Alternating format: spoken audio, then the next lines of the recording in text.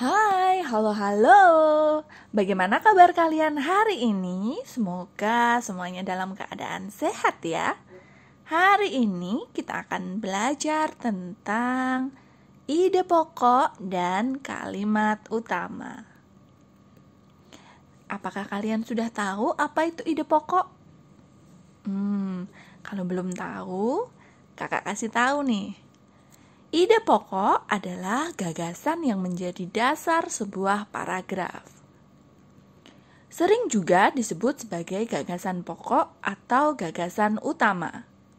Ide pokok terdapat dalam kalimat utama. Selain itu, ada pula kalimat-kalimat penjelas yang berfungsi untuk menjelaskan gagasan dari ide pokok tersebut. Ide pokok berfungsi untuk memberikan penjelasan dari inti suatu paragraf, sehingga pembaca dapat lebih mudah memahami paragraf tersebut. Nah, ide pokok juga disajikan dalam bentuk kalimat utama.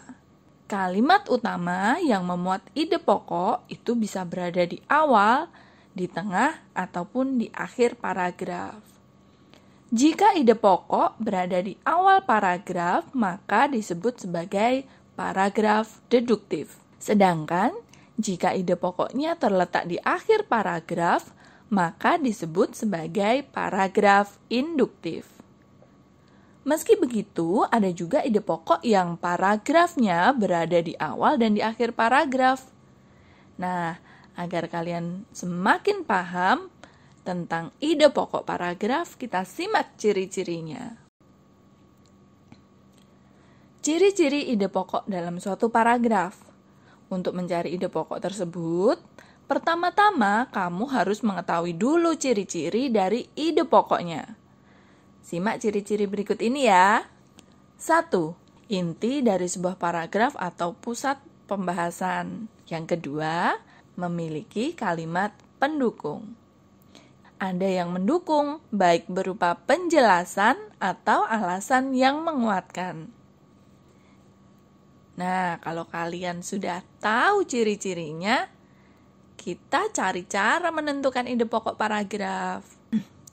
Berdasar jenis paragrafnya, terdapat 2 cara menentukan ide pokok yang akan dijabarkan sebagai berikut.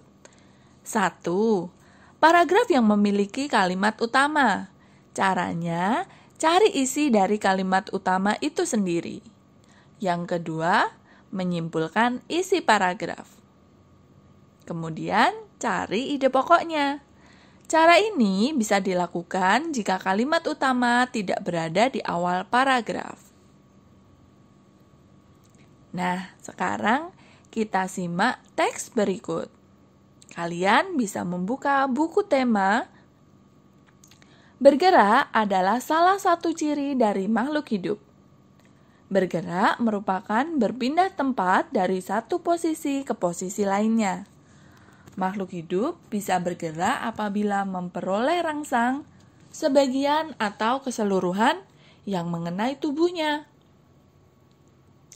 Pada paragraf pertama, kalian bisa melihat bahwa kalimat utamanya terletak pada awal paragraf. Maka, paragraf pertama termasuk paragraf deduktif. Pada kalimat kedua dan ketiga, itu menjelaskan tentang definisi bergerak dan sebab akibat ketika makhluk hidup bergerak.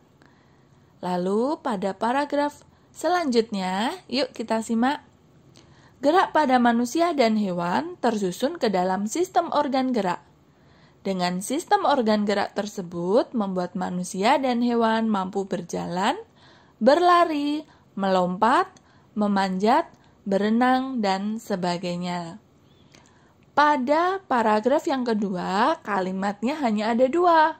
Maka kita perhatikan. Kalimat yang kedua merupakan kalimat pendukung.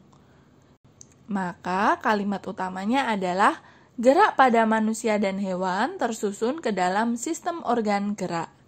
Nah, ketika kalian sudah mengetahui kalimat utamanya, maka kalian dapat menentukan ide pokoknya. Pada paragraf yang kedua, Gerak pada manusia dan hewan tersusun ke dalam sistem organ gerak. Nah, dari kalimat utama tersebut, kalian dapat menentukan ide pokok, yaitu gerak manusia dan hewan tersusun dalam sistem organ gerak. Kalian bisa menghilangkan kata-kata yang tidak efektif dalam kalimat utama sehingga menjadikannya sebagai ide pokok. Bagaimana penjelasannya? Semoga membantu ya dan kalian semakin paham tentang ide pokok dan kalimat utama. Terima kasih, sampai jumpa.